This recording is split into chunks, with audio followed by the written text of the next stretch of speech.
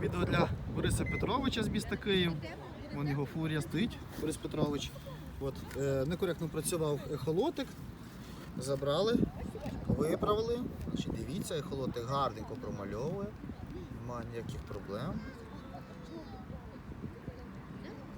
По водоймі дивимося. Все чітко.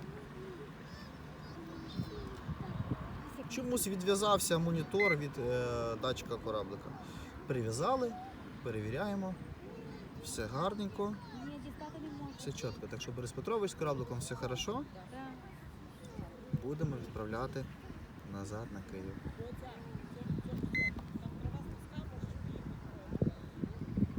Рибку бачить і все бачить.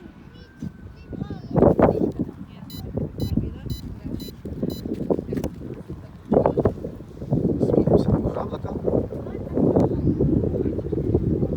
У нас вітер і починається дощик зараз. Це фурія.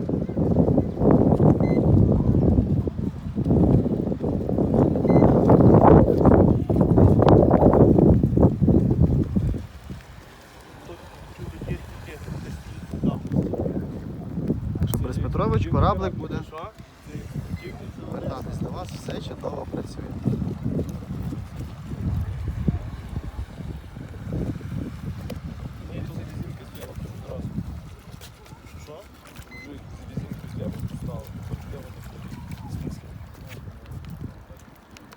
І пішов дощик. Це дякую за увагу.